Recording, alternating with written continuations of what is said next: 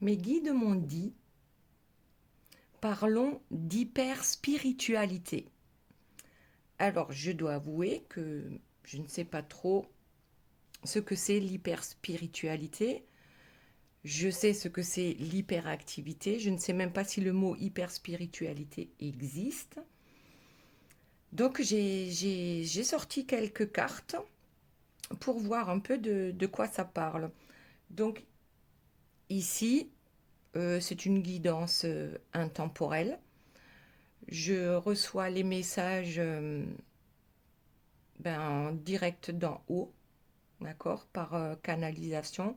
Et simplement, les cartes m'aident à, à mieux m'exprimer par rapport à ce que je reçois et puis parfois aussi à confirmer pour voir si je suis sur la bonne voie. Donc, la première chose, c'est la nouvelle page. Alors, qu'est-ce que ça veut dire la nouvelle page par rapport à l'hyperspiritualité?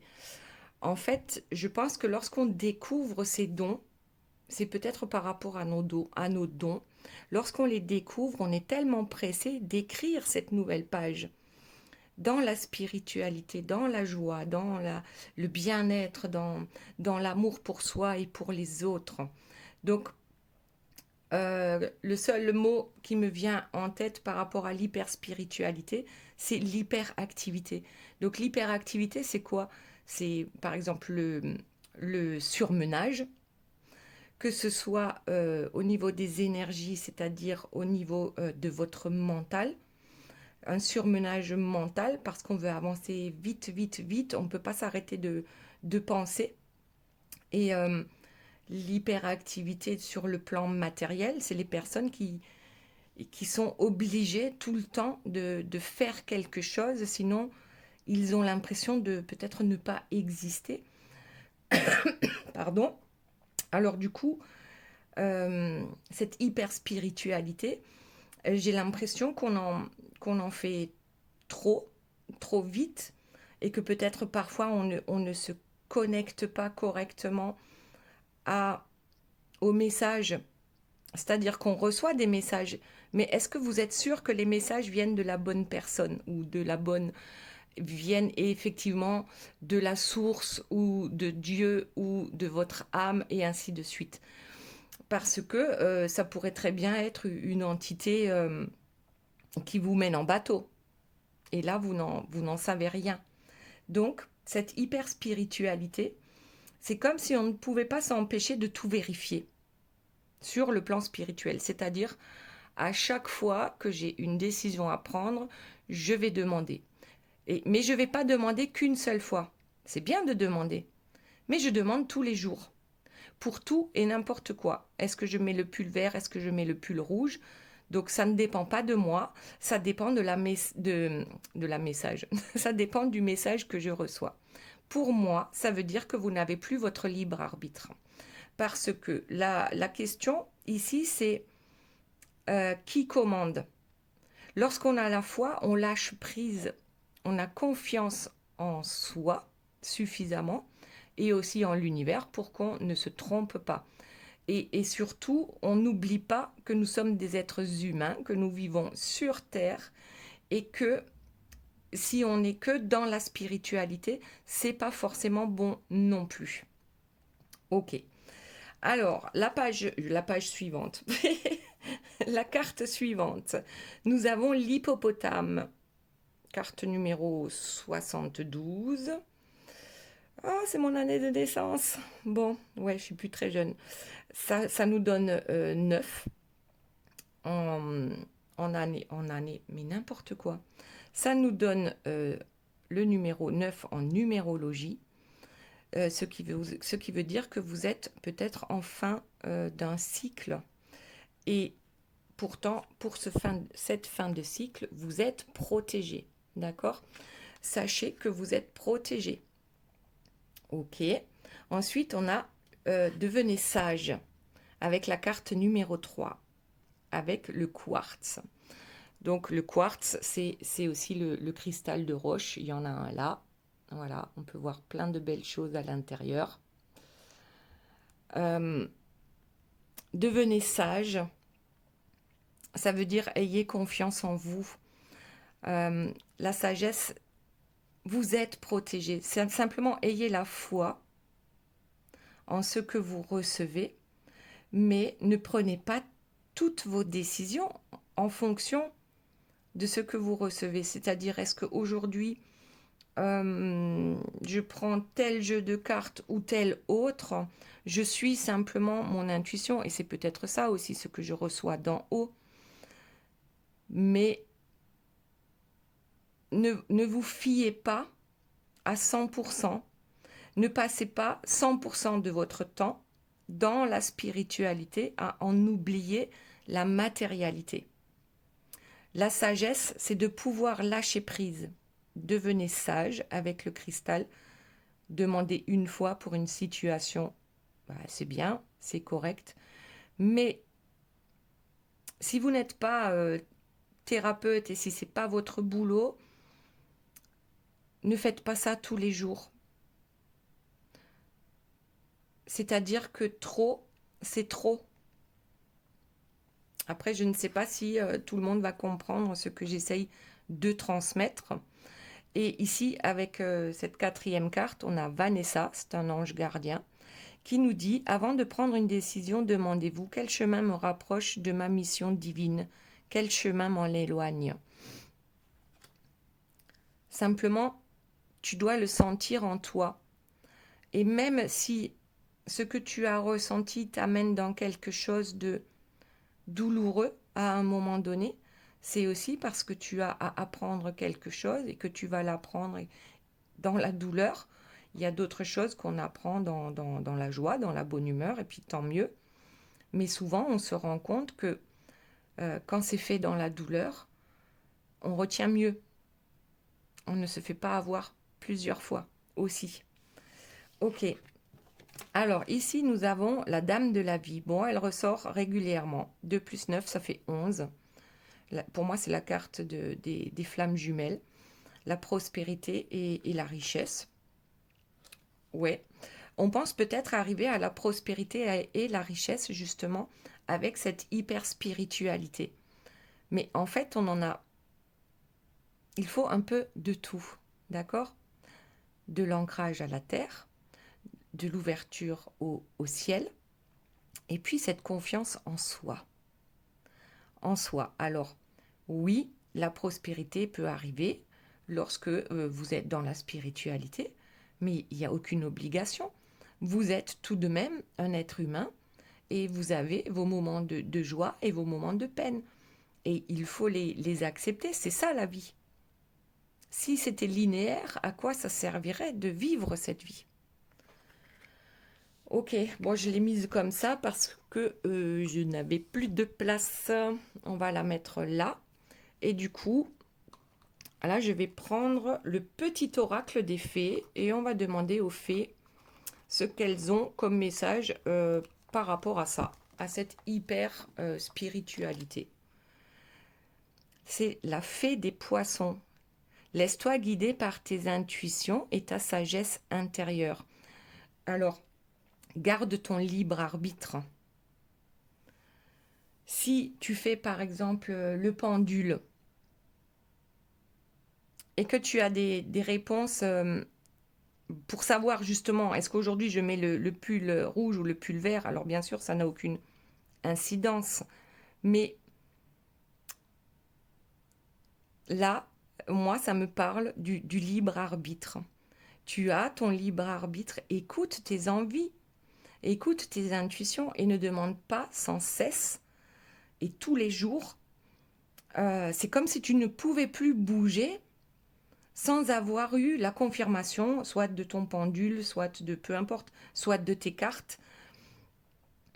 Avant tout, c'est toi et tes intuitions et ta sagesse intérieure. Ici, on a devenez sage. Tu n'as pas besoin de demander tous les jours et pour tout et pour n'importe quoi. Après, c'est peut-être spécifique aux personnes qui commencent à découvrir leurs dons aussi et qui sont tellement fascinés et qui sont tellement contents que en fait, c'est comme une dépendance. Ça peut devenir une dépendance. Si tu ne peux plus avancer parce que à chaque fois tu dois demander à ton pendule, à tes guides, à tes cartes, on me dit que c'est en fait c'est une perte de temps. Mais peut-être que c'est par ça que tu dois passer pour devenir sage et comprendre, puisque il n'y a que par l'expérience en général qu'on comprend. Ok, allez, on continue. Alors, même pas je mélange, je prends le dos de deck avec la hyène. La douce folie, en fait c'est ça, c'est une douce folie dans laquelle on se trouve. C'est pas mal ça. Une douce folie, d'accord. L'hyper spiritualité. La spiritualité, c'est bien. Pas de spiritualité, bah ma foi, c'est certainement bien aussi, selon les cas. Mais trop de spiritualité, bon, je dirais, voilà, trouve le juste milieu en fait. Trouve le juste milieu dans ta vie. Ensuite, allez, on prend un autre jeu. Qu'est-ce qu'on a là? La morganite. Emplissez-vous. Donc, on a le cœur au milieu. La morganite, je ne connais pas la pierre, donc je ne pourrais pas vous en parler. Mais emplissez-vous, pour moi, c'est encore le lâcher-prise, c'est la foi. C'est la confiance absolue que ce que tu vas vivre, c'est bon pour toi. Alors, oui, je sais, parfois il y a des choses très souffrantes, d'accord? Mais ça peut amener à quelque chose de tellement beau, pas sur le moment, je suis d'accord, mais par la suite, on apprend de ses erreurs. Ok, emplissez-vous. C'était ici. Alors maintenant, on va voir la suite. L'ouverture, s'ouvrir à l'amour et au non-jugement transforme tout. Ok, l'ouverture, c'est un peu ici comme cette nouvelle page.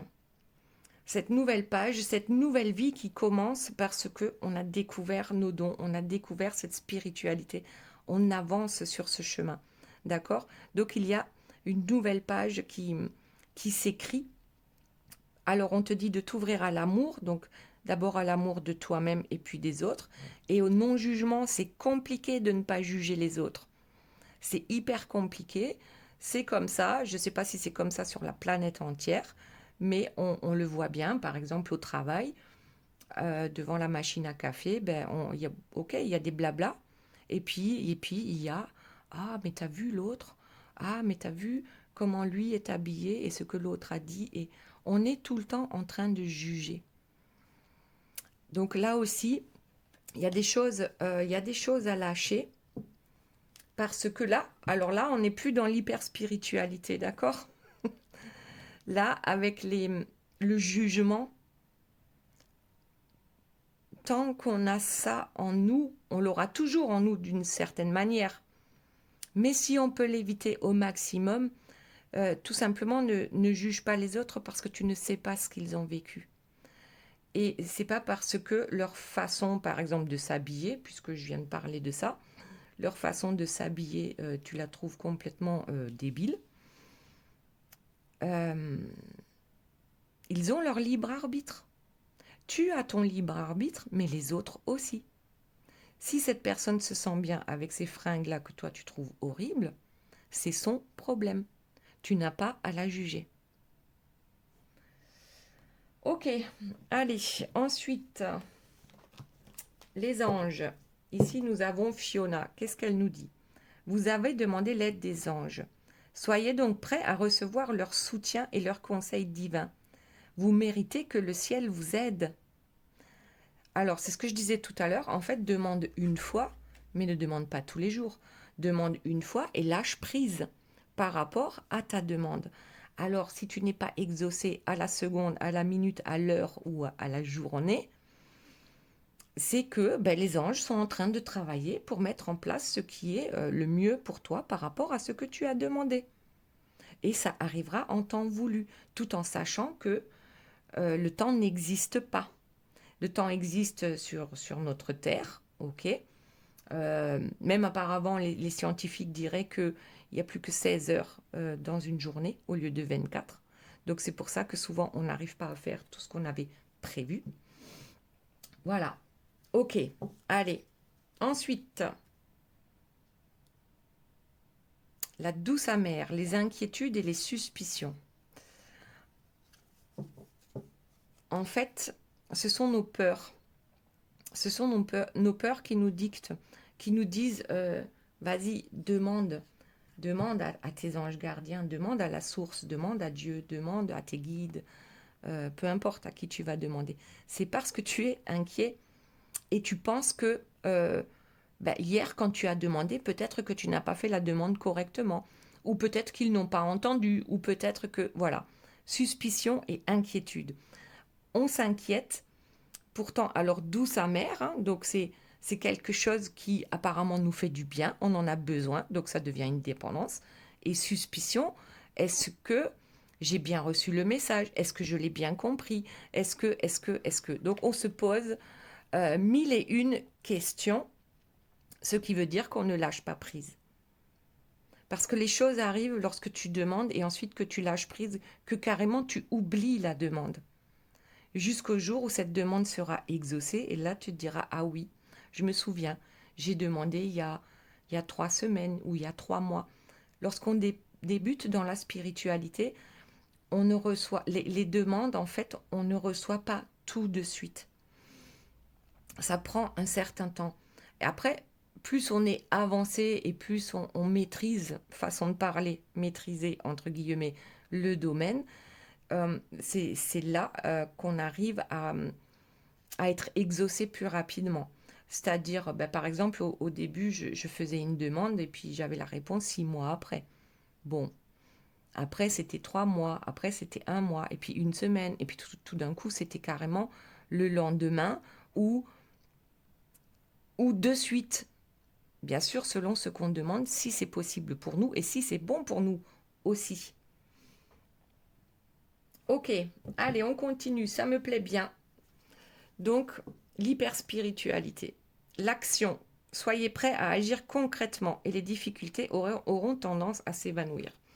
Alors, je dirais qu'ici, c'est un sac de nœuds par rapport à l'hyperspiritualité. D'accord? Vous engrangez tellement d'informations que ça ressemble à la fin à une pelote, hein, à une boule de nœuds à défaire.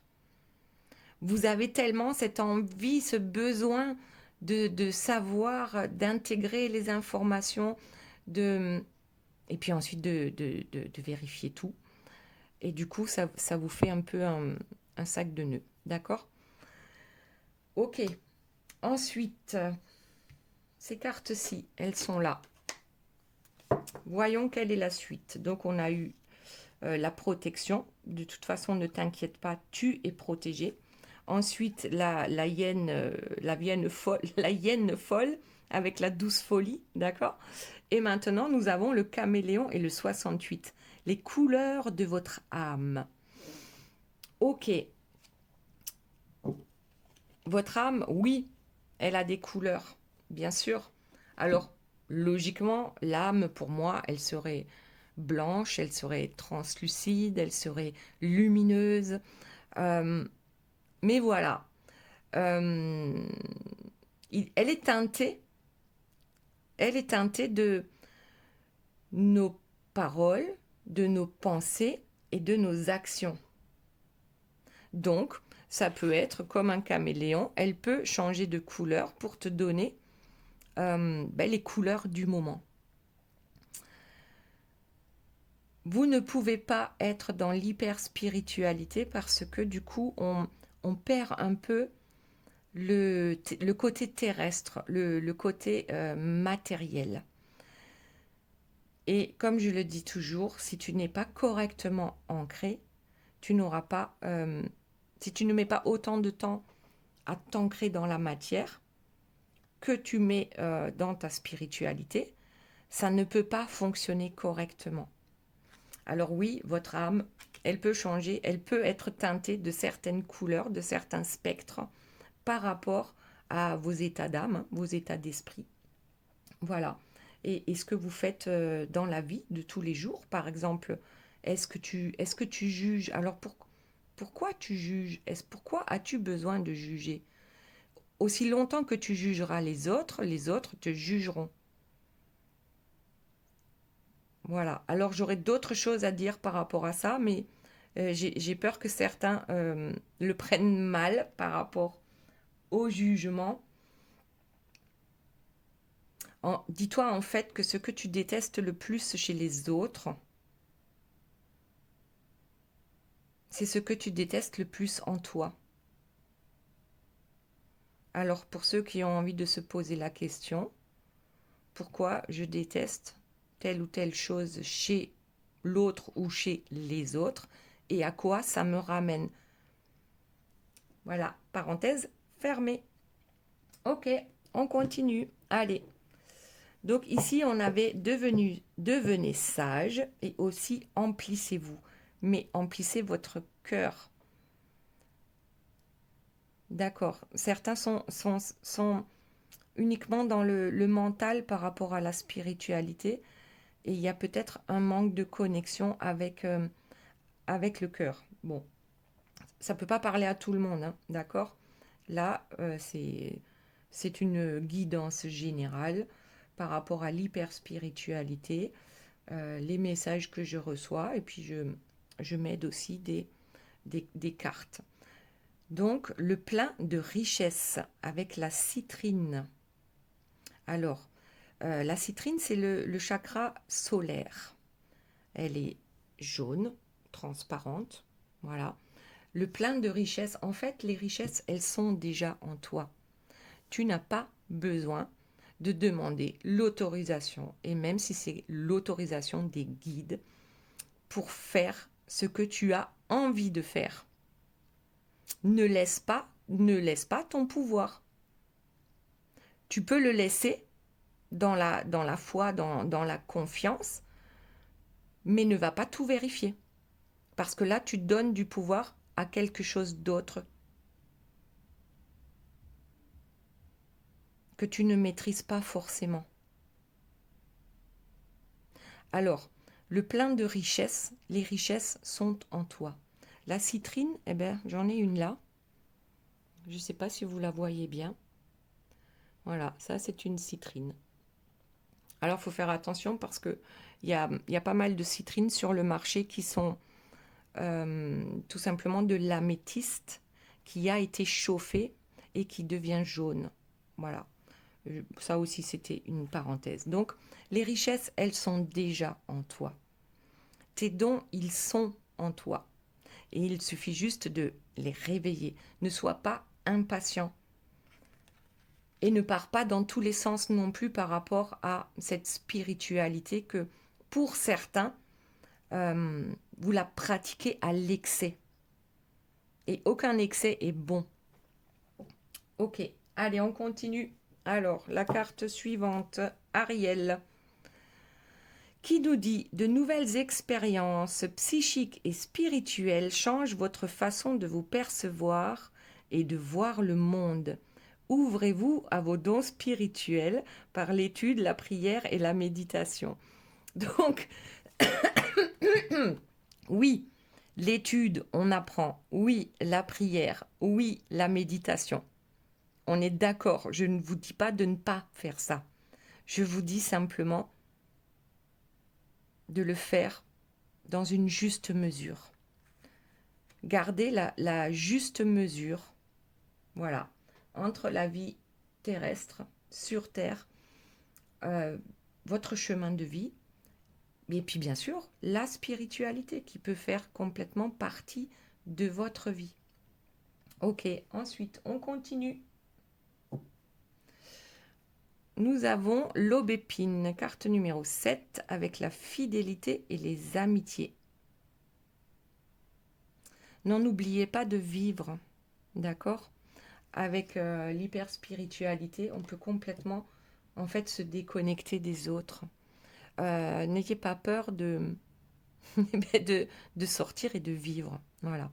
La fidélité et les amitiés.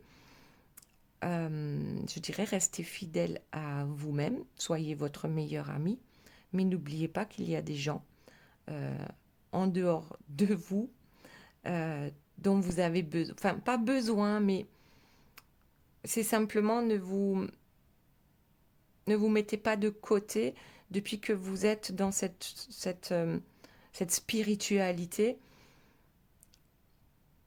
parce que tout d'un coup vous pensez que les autres ne vous comprennent plus. Alors peut-être que c'est vrai. Vous êtes en train de grandir et certaines personnes autour de vous, notamment peut-être en amitié, ne comprennent pas. Et c'est juste parce que chacun son chemin. D'accord? Et puis on ne peut pas contraindre non plus les autres à devenir comme nous. Ok, donc il y a quand même souvent le libre arbitre qui ressort par rapport à ça. On va continuer. Donc ici, qu'est-ce qu'on a? L'entrave. Rien ne vous empêche d'avoir ou de faire ce que vous voulez.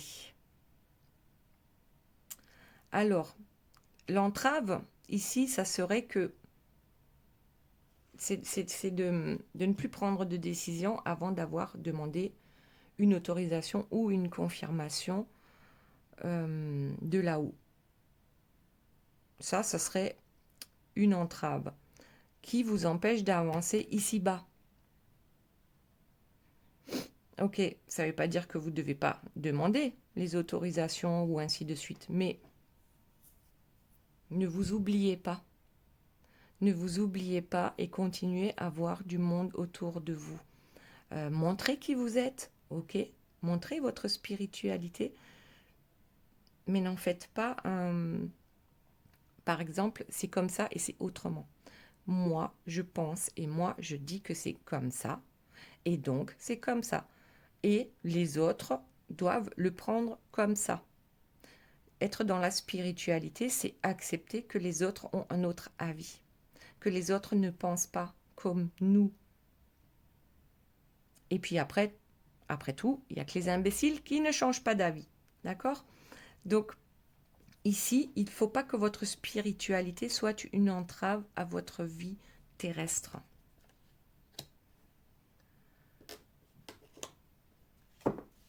Parce que pour certains, vous vous repliez sur vous-même parce que vous pensez que les autres ne vous comprennent plus.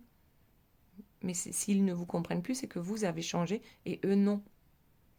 Et on ne juge pas non plus.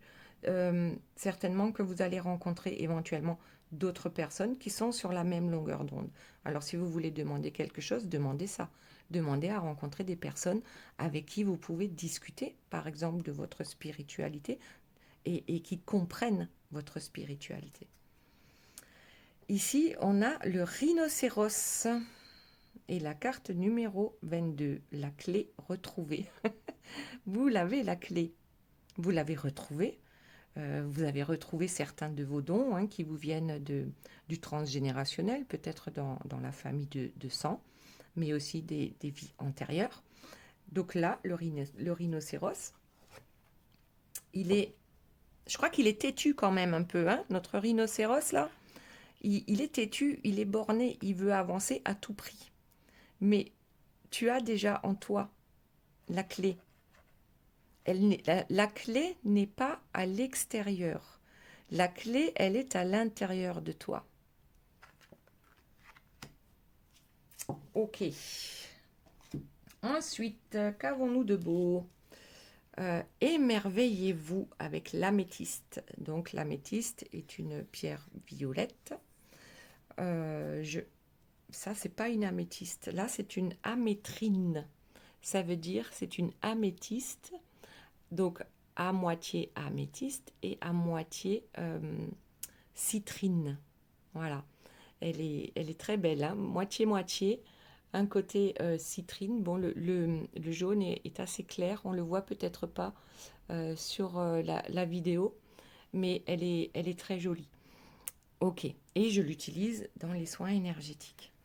Donc ici, émerveillez-vous, mais émerveillez-vous de tout ce que vous avez déjà, de tous les dons que vous avez déjà en vous, que vous avez déjà récupérés de vos vies antérieures et du transgénérationnel. Émerveillez-vous. Parce que parfois, on a tellement l'habitude qu'il y ait de belles choses dans notre vie aussi, d'accord, et de nos dons, qu'on ne s'en émerveille plus. Émerveillez-vous de tout ce qu'il y a autour de vous. Avec l'améthyste, donc, troisième œil, ouvert. Ensuite, qu'est-ce que j'ai fait là? Je l'ai posé au mauvais endroit. Nous avons les anges. Alors, Grâce et Antoinette, qu'ont-elles à nous dire? Pour sortir de cette situation, accepter le point de vue des autres avec compassion.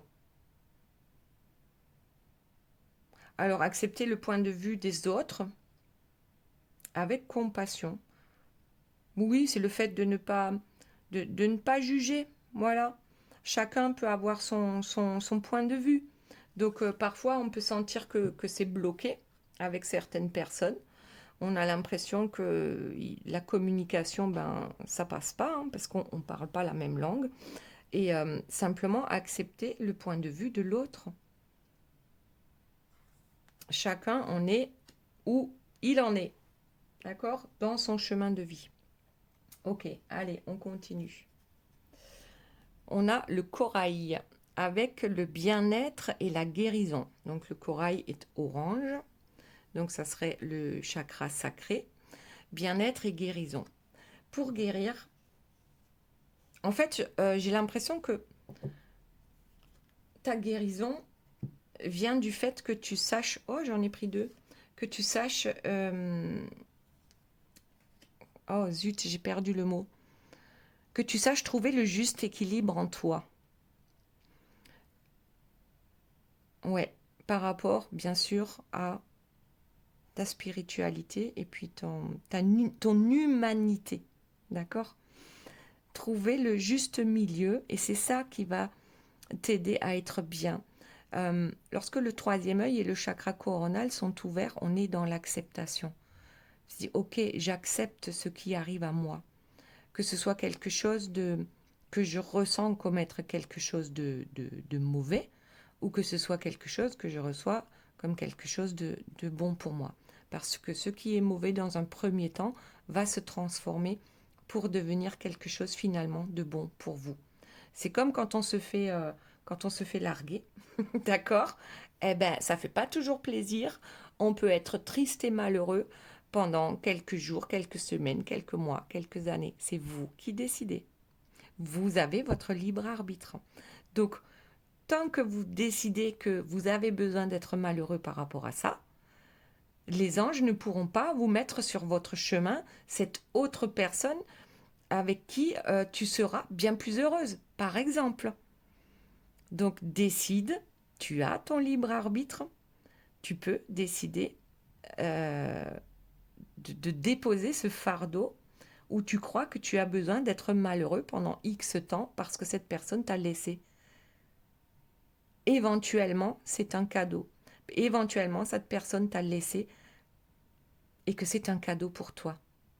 Parce que si tu étais resté avec cette personne, eh bien, il y a plein de choses que tu n'aurais pas vécues.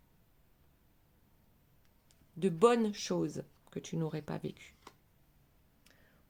Ok, allez, on continue. La parole. Nous avons, alors qu'est-ce que ça nous dit? Soyez en permanence bienveillants à votre égard et les autres en feront de même. Donc c'est ce que je disais tout à l'heure, en fait, ne juge pas les autres, tu ne connais pas leur vie. Je sais que c'est compliqué, on a toujours tendance à juger, mais demande-toi pourquoi cette personne te juge. En fait, peut-être qu'elle se juge parce que, dis-toi que ce qu'elle te reproche ne t'est pas destiné réellement à toi. Ce qu'elle te reproche, c'est ce qu'elle se reproche à elle-même, cette personne. Donc essayez de retrouver une situation où on vous a fait des reproches et dites-vous que ces reproches-là ne vous appartiennent pas. Ces reproches appartiennent à l'autre personne. Voilà, à méditer, à méditer. Ensuite, nous avons vous vivez dans l'abondance avec le topaz impérial. L'abondance, ici, il y a marqué page 22, donc moi je vois juste le 22, c'est le 4. Et le 4, c'est l'ancrage à la terre, le matériel. Vous avez déjà tout ce qu'il faut. Vous êtes en sécurité, vous avez un toit au-dessus de vous. Voilà. Là, je ne vois pas l'abondance financière, ça peut très bien être ça. Mais voyez déjà toute l'abondance que vous avez actuellement et remerciez pour ça. Gratitude pour ça. Ah, j'ai oublié de prendre ici. Alors, qu'est-ce que c'est? La cigogne et le 23. L'âme vagabonde. Alors, ici, donc la cigogne, en général, elle apporte le bébé. Hein. Donc, pour ceux qui, peut-être, ont des envies d'enfants, c'est une âme qui vagabonde. Alors, qu'est-ce que ça veut dire? Elle voyage. Votre âme voyage, oui. Votre âme voyage. Ah, qu'est-ce que c'est ça? La cigogne ramène une enveloppe avec un gros cœur dessus.